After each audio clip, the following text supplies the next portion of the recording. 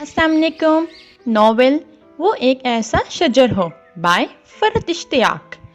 मेरे चैनल को like, subscribe and share ज़रूर करें। जो नॉवेल आप सुनना चाहते हैं कमेंट सेक्शन में मेंशन कर दें। Last episode. सामने से आते ही इस शख्स को देखकर वो ठिठक गई, रुक गई। फिर अगले ही लम्हे वो इसे कतराकर इसे नज़रअंदाज करके गुजर जाना चाहती थी, मगर इसके कदमों को ज़मीन ने जकड़ लिया था। वो चाहते हुए भी वहाँ से ना एक कदम आगे बढ़ पाई, ना पीछे आ पाई। वो इसे देखकर सिर्फ एक लम्हे को हैरत से मुंजमद हुआ था। अगले ही पल वो तेज़ कदमों से दरमियानी फासला मिटाता इसके रूबरू था। अपने कहे हुए अल्फाज के मुताबिक असूलन तो तुम्हें मुझे पहचानने से इनकार कर देना चाहिए। वो इसके सामने खड़ा बगौर से देखता बेहद खुश नज़र आ रहा था। सिर्फ तुम्हारी वजह से रोज़ बीबीसी देखता हूँ कि शायद तुमने कोई तीर मार ही लिया हो, मगर अफसोस सद अफसोस। वो इतना खुश पता नहीं किस बात पे था। कुछ तो बोलो, यही कह दो कि तुमने मुझे पहचाना नहीं है। वो इसकी मुसलसल चुप से आजिज़ आकर बोला तो वो किसी शौक की कैफियत से निकलकर बमुश्किल बोल पाई, कैसे हैं आप? बड़ा फॉर्मल सा था वो। इसके फॉर्मल से अंदाज़ और अजनबी रवैये पर अपनी हैरत छुपाता हुआ बोला, मैं तो खैर ठीक ही हूँ। तुम अपनी सुनाओ, कैसी हो, क्या कर रही हो? फिर इसके जवाब का इंतज़ार किए बगैर ही बोला, मेरा ख्याल है कहीं आराम से बैठकर बात करते हैं। और चलने के लिए कदम यूँ आगे बढ़ाया जैसे यकीन था कि वो भी कहीं बैठने के लिए बेचैन बैठी है। वो अपने आप को इसके साथ चलने से रोकना चाहती थी, मगर इसके कदम खुद ब खुद उसके पीछे उठ रहे थे। उसे सुस्त रफ्तारी से चलता देखकर वो भी आहिस्ता चलने लगा। फिर एक मेज़ मुंतखब करके वो कुर्सी घसीट कर बैठा और इसे भी बैठने की ऑफ़र की तो वो बैठ गई। तरंग में मेज़ पर उंगलियां बजाता वो बड़ा एक्साइटेड नज़र आ रहा था। इसके मेज़ की सतह को घूरते हुए चेहरे को बड़ी फुर्सत से जांचना, जैसे इसका एक्सप्रेशंस पढ़ लेना चाहता हो।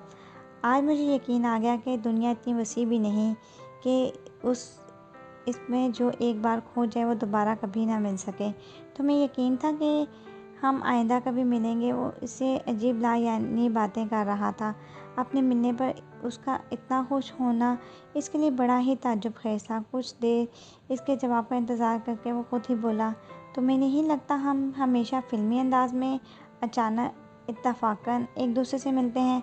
मैंने तो अभी अभी बड़ी संजीदगी से ये फ़ैसला किया है कि आइंदा कभी फ़िल्मों का मजाक नहीं उड़ाया करूँगा, भले से हीरो आर्किटेक्ट बने या पायलट। वो अपनी बात पर खुद ही खिलखिलाकर हंस पड़ा और वो जवाबन मुस्कुरा भी ना सकी। उसे इतना संजीदा और खामोश देखकर वो भी खामोश हो गया। 2 साल का और बड़ी संजीदगी से बोला, अरसा इतना तवील अरसा तो नहीं होता कि कोई पूरा का पूरा चेंज हो जाए, मगर तुम मुझे बहुत बदली हुई महसूस हो रही हो। लड़की कुछ तो बोलो, इतनी देर से मैं ही बोले चला जा रहा हूँ। बात के इख्तिताम में वो शाइस्तगी से मुस्कुराया और वो भी खुद को संभालती इससे बोली, आप यहाँ कैसे? क्या किसी मुहिम के सिलसिले में आए हैं? वो जो इस इंतज़ार में था कि अभी वो लड़की कहेगी, जाने पर अपने साबका अंदाज में रूठे लहजे में बोलेगी, मेरा नाम लड़की नहीं, मैं आयला हूँ, आयला इकराम। उसे गैर मुतवक्का जवाब पर वो कितनी ही देर चुप बैठा रहा। मुहिम ही समझ लो। काफ़ी देर बाद उसने जवाब दिया तो लहजा बड़ा गुमसुम सा था। वो एक्साइटमेंट और जोश व खरोश कुछ सद पड़ चुका था। आयला, तुम्हें मुझसे मिलकर कोई खुशी नहीं हुई? वो इसके चेहरे पर मौजूद तासुरात को समझ नहीं पा रहा था, जैसे वो खुश होना भी चाहती है हो और हो भी नहीं पा रही हो। यूँ जैसे कोई बात, कोई चीज़ उसे ऐसे करने से रोक रही हो। इस चेहरे पर मौजूद हर तासुर को बड़ी आसानी से पढ़ लिया करता था कि ये चेहरा बड़ा सच्चा, खरा और मुनाफ़क़त से पाक था, मगर आज वो इससे बहुत हैरान कर रही थी अपने अजीब व गरीब रवैयों से। मैं आपसे मिलकर खुश क्यों नहीं होंगी? आप मेरे मोहसिन हैं, आपके बड़े एहसानात हैं मुझ पर। बड़ी देर से मेज़ को घूरती सर ऊपर उठाकर बड़ी हिम्मत करके बराह रास्त उसकी आंखों में देखते हुए बोली और फ़ौरन ही अपनी नज़रें दोबारा मेज़ पर मरकूज़ कर दी कि इन आँखों को अपना कोई भेद नहीं देना चाहती थी। तुम मुझसे नाराज़ हो ना? मुझे पता है और मेरा ख़्याल है कि इस नाराज़गी में तुम हक़ बजाने भी हो। कितना समझाया था मुझे पीटर ने। वो दोस्त मेरा था, मगर फ़ेवर तुम्हें करता था। उसकी इस बात पर उसने सर उठाकर हैरत से उसकी तरफ देखा और वो बड़ी बेबसी से मुस्कुरा दिया। पता नहीं वो अपनी किस गलती का इतराफ़ कर रहा था। कुछ देर की खामोशी के बाद वो इससे मुखातिब हुआ। आयला, मुझे अपनी खुशकिस्मती पर कोई यकीन नहीं था। मैं सोच भी नहीं सकता था कि तुम मुझे दोबारा मिलोगी। अपने ख्याल से तो मैं तुम्हें हमेशा हमेशा के लिए खो चुका। इस रोज़ जब मैं तुम्हें छोड़कर जा रहा था तो तुम्हारी वो नाराज़ और शिकायत करती नज़रें मेरे साथ ही थीं और फिर इन नज़रों ने हमेशा मेरा पीछा किया। वो पता नहीं कौन कौन सी ज़ुबान बोल रहा था जिसे वो समझ नहीं पा रही थी, मगर अचानक उसे महसूस हुआ कि हाथ में पहनी वो कीमती अंगूठी उसे चुभने लगी। अपनी इस कैफियत से घबराकर वो उसे कुछ कहना ही चाहती थी कि वो बोल पड़ा, प्लीज़ कुछ मत कहो, सिर्फ मुझे सुनो। मैं तुमसे सच बोलना चाहता हूँ। सिर्फ तुम्हारे साथ मैं वही बोलना चाहता हूँ जो मेरे दिल में है।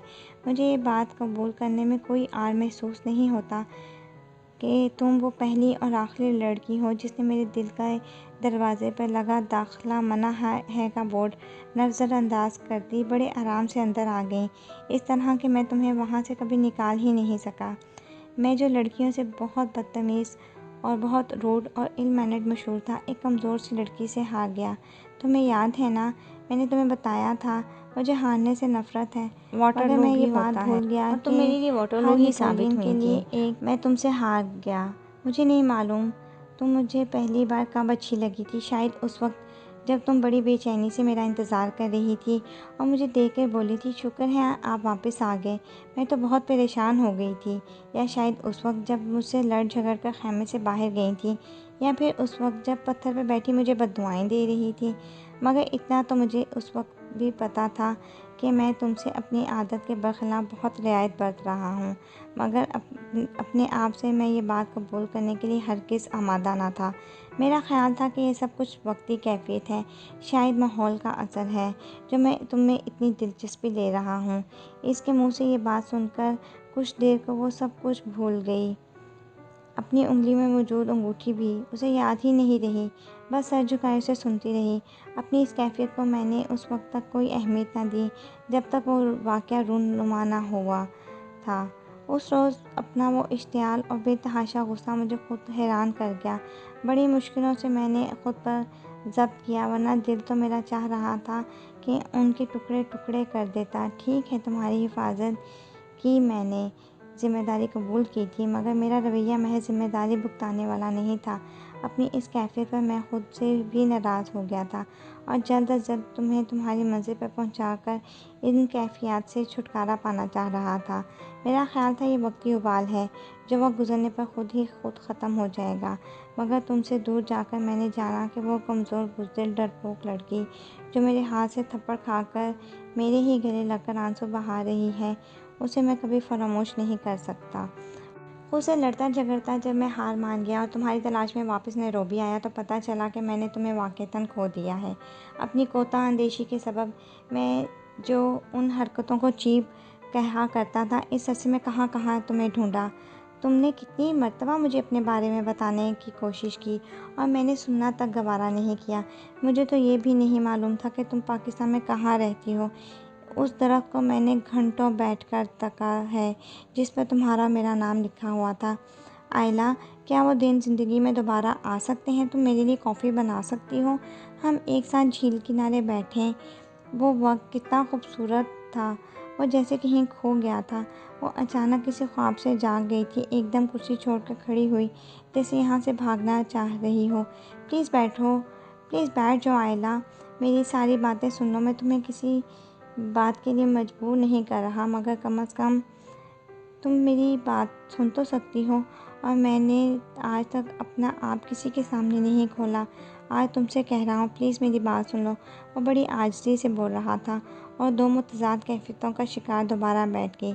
मोहब्बतों पर मेरा यकीन उठ गया था। मैं सोचता था कि मोहब्बत और जीत सब बकवास है। मोहब्बत कुछ नहीं, उनका दुनिया में कोई वजूद नहीं। मेरे माँ बाप ने मोहब्बतों पर से मेरा ईमान उठवा दिया था। उन्होंने सारे ज़माने से टक्कर लेकर एक दूसरे से मोहब्बत की शादी की, मगर जब मैंने होश संभाला तो मुझे उनके दरमियान कभी कहीं मोहब्बत नज़र नहीं आई। वो एक दूसरे से बेजार हमेशा जाहिलों की तरह लड़ते झगड़ते थे। फिर जब मैं 16 साल का हुआ तो उन्होंने मुझे आराम से एक दूसरे से अलहदगी इख्तियार कर ली। मैं भी उनके इस फैसले के रास्ते में रुकावट ना बन सका और कुछ अर्से बाद उन दोनों ने अपनी अपनी नई नई दुनिया बसा ली। मैं अकेला रह गया। मेरी माँ बाप को मेरी ज़रूरत नहीं थी। पापा अमेरिका में मेरी पढ़ाई के पैसे भेजकर अपनी नई बीवी और बच्चों के साथ मसरूफ़ थे और मामा के पास तो मेरे लिए वक्त ही ना था। मैं भरी दुनिया में तन्हा था। फिर आहिस्ता आहिस्ता मैं बदलता चला गया। मैं किसी किस्म की मोहब्बत पर यकीन करने के लिए तैयार ना था, इसलिए तुम्हें इतनी शिद्दत से रद्द करके अपनी बेकार ज़िद लिए बैठा रहा। मगर आज जब कुदरत ने मुझे मेरी गलती के इजाले का मौका फ़राहम कर ही दिया तो मैं तुमसे कहूँगा, आयला, मेरी ज़िंदगी में आ जाओ। हम एक साथ बहुत खुश रहेंगे। मैं कोई बहुत बड़ा लॉर्ड नहीं हूँ। सिडनी में मेरी एक छोटी सी फर्म है। मैं लोगों को घर बना कर दिया करता हूँ और तुमसे चाहता हूँ कि तुम मेरा मकान बनाओ। इतनी सी बात कहने में इतनी देर लगा दी। अब जब सब कुछ ख़त्म हो गया है, अब आए हो।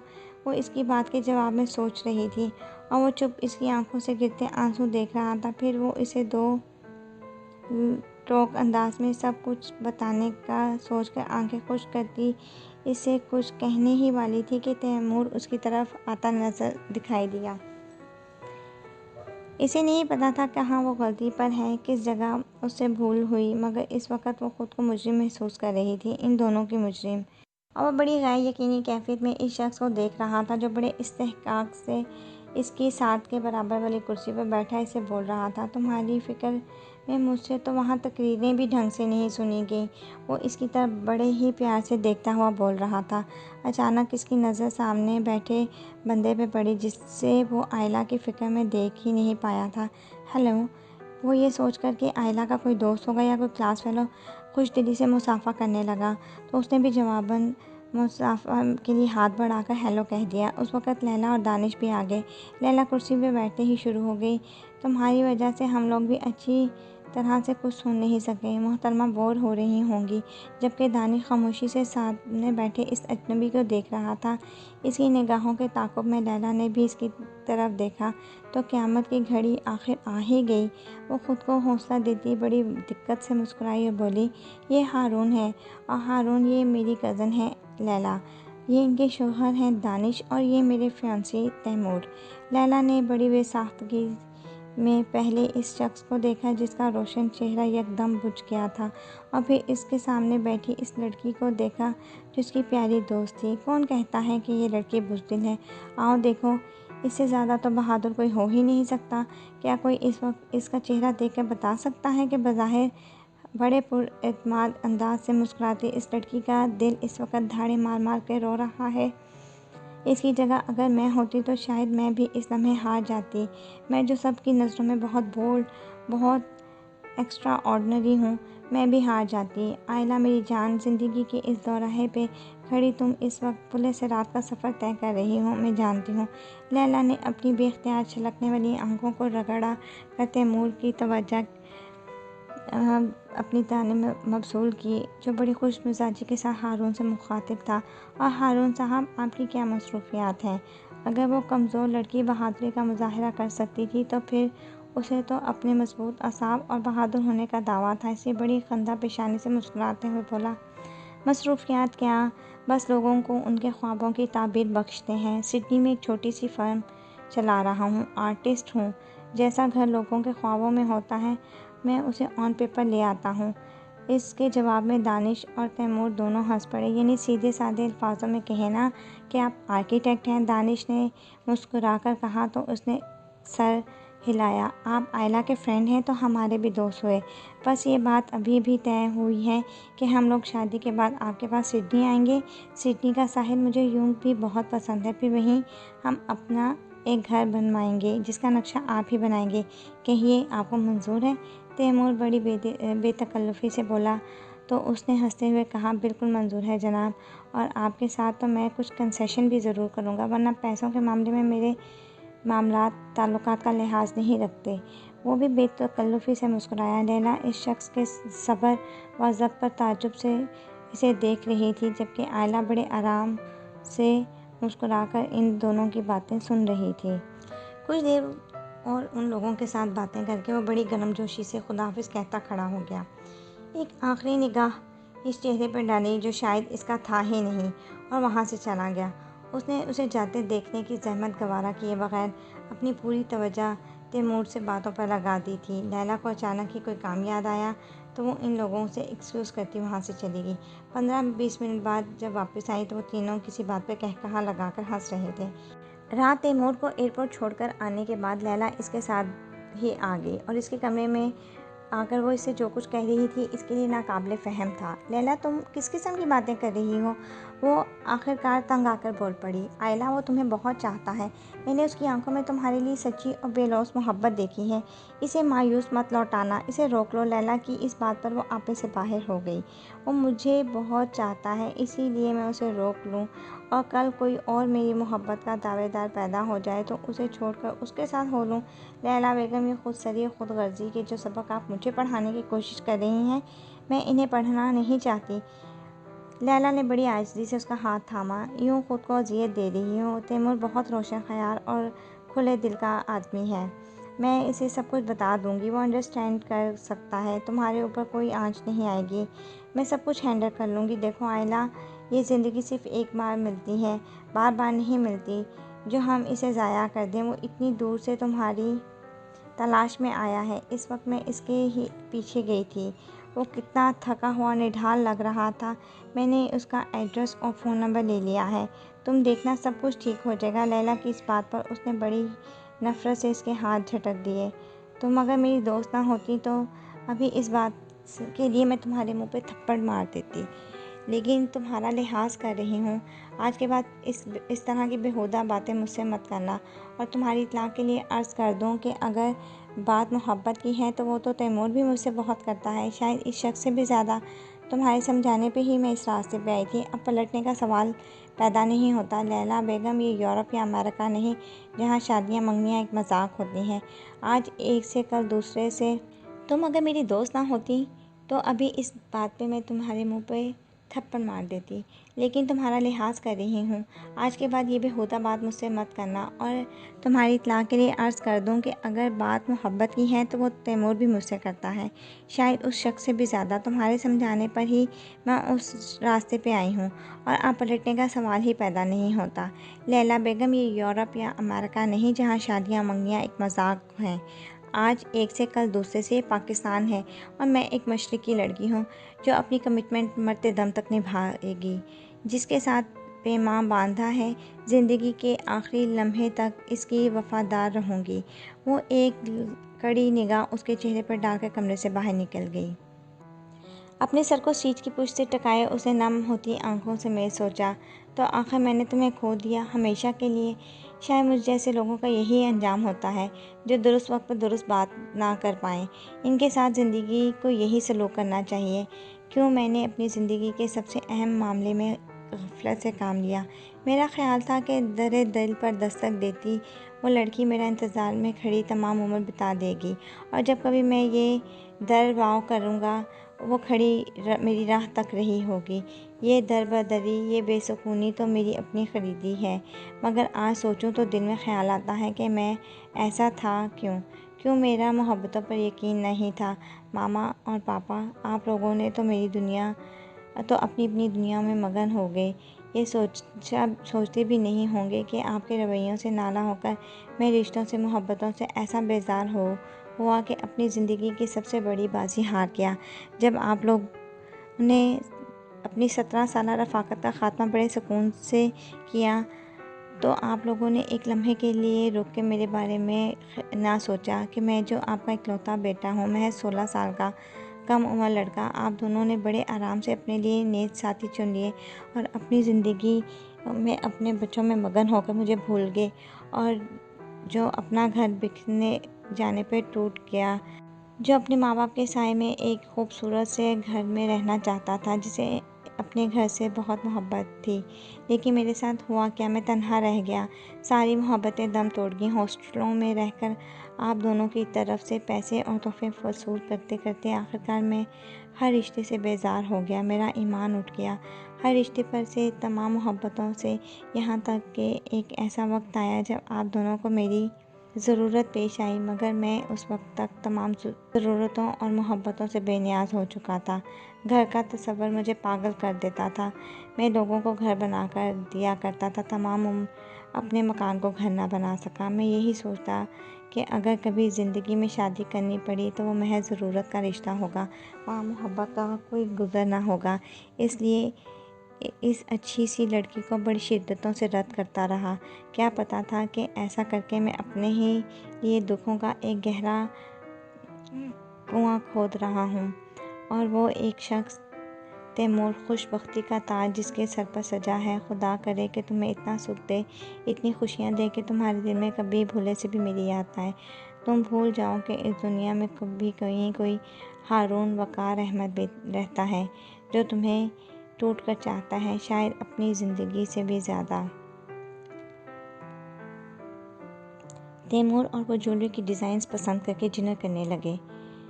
तैमूर बेहद खुश था और बहुत सी बातें करने के मूड में था। इसलिए वहाँ अच्छी खासी देर हो गई। सर्दियों के दिनों में रातों के 10 बजे आधी रात लगती है। उसने ही उसे वक्त का एहसास दिलाया तो वो खड़ा हो गया। इन लोगों की शादी की तारीख तय हो चुकी थी। पप्पू और तैमूर इन दिनों इसे इसकी पसंद की ज्वेलरी और मलबूसात खरीदने के में लगे थे। पप्पू अपनी तबीयत की ख़राबी की वजह से साथ ना आ सकी तो तैमूर और वो अकेले ही चले आए। वो शादी में भी 3 महीने थे, मगर पप्पू अपनी स्टेटस कॉन्शियस तबीयत से मजबूर अभी से तैयारियों में मसरूफ़ थी। जेवर वहाँ से लेना, रूसी जोड़ा फलां से लेना, वो इसी उधेड़ धुन में थी। सर्दियों के दिन, ऊपर से बरसती हुई मूसलाधार बारिश।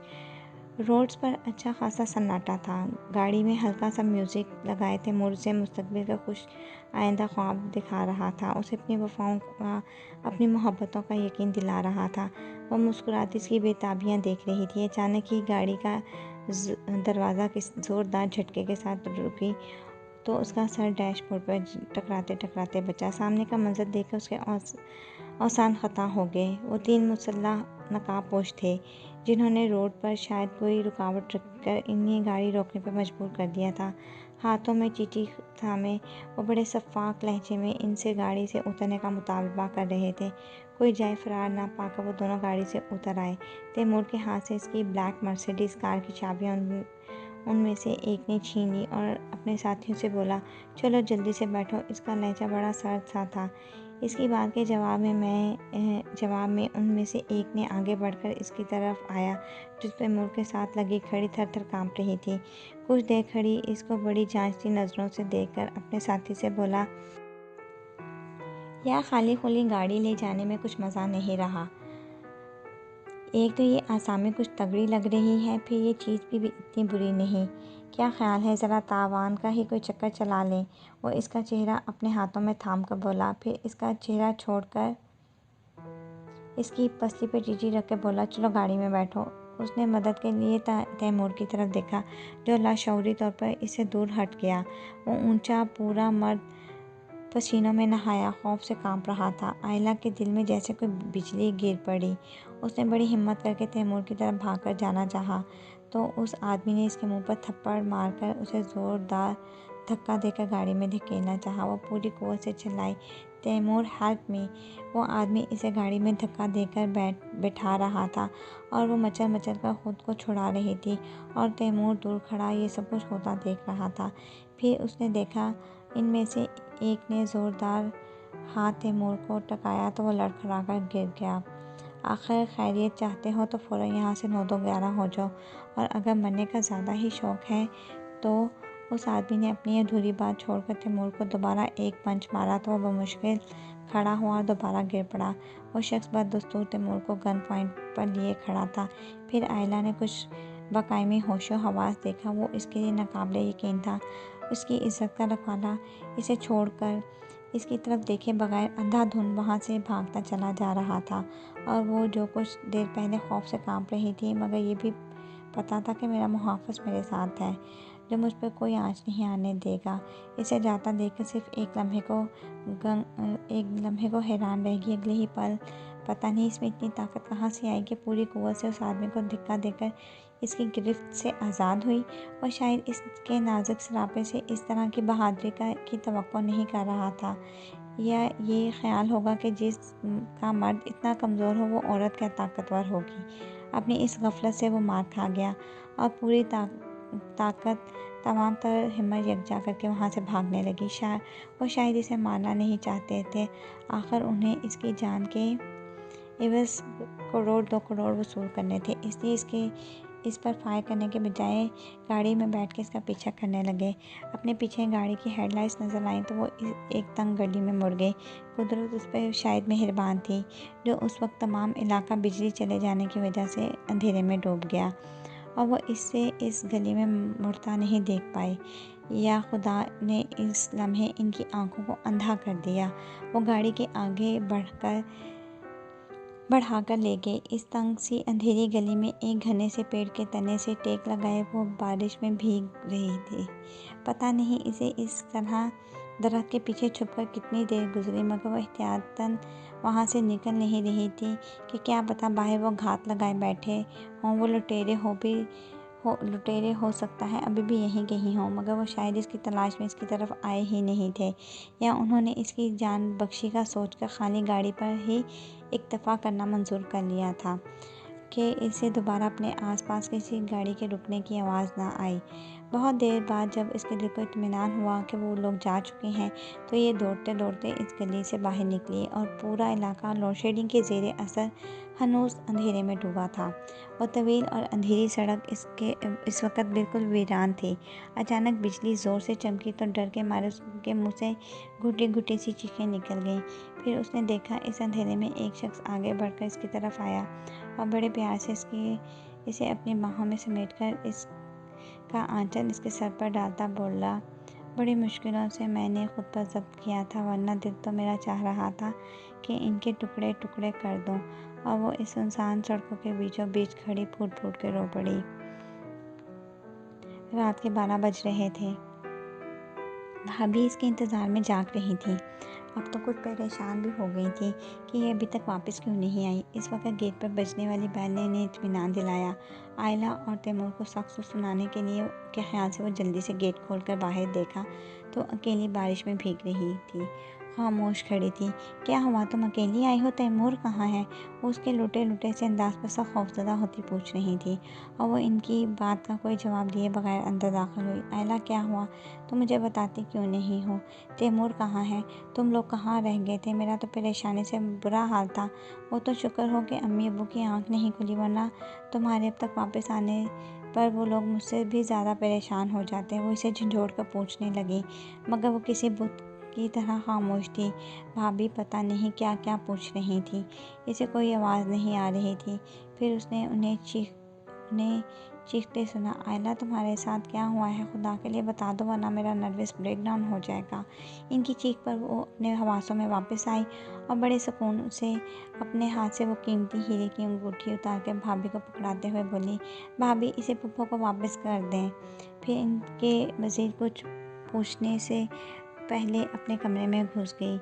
वो इसकी इन हरकत का मतलब समझे बगैर कुछ देर तो वहीं गुमसुम सी खड़ी रही। फिर बड़े दोक टोक अंदाज में इसकी बात करने का सोचकर इसे कमरे के दरवाज़ा खोलकर अंदर दाखिल हुई। उन्होंने सुना वो किसी से फ़ोन पर कह रही थी, हारून, मैं तुम्हारी पनाहों में आना चाहती हूँ। तुम ज़िंदगी भर के लिए मेरे मुहाफ़िज़ बन जाओ और देखो,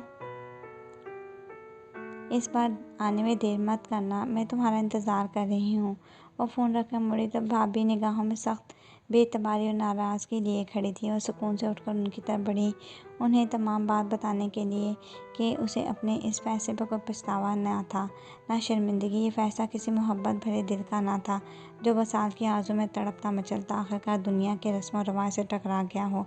ये फ़ैसला किसी नए ज़माने की अल्ट्रा मॉडर्न लड़की का भी नहीं था, ना ही किसी पढ़ी लिखी लड़की का जो अपनी खुशियों के लिए बड़ी खुदसरी और सरकशी दिखाती, किसी भी की परवाह किए बिना ज़िंदगी खुद जीने की ख्वाहिश करती, अपने रास्ते में आने वाली हर रुकावट को किक मारती आगे बढ़ गई थी।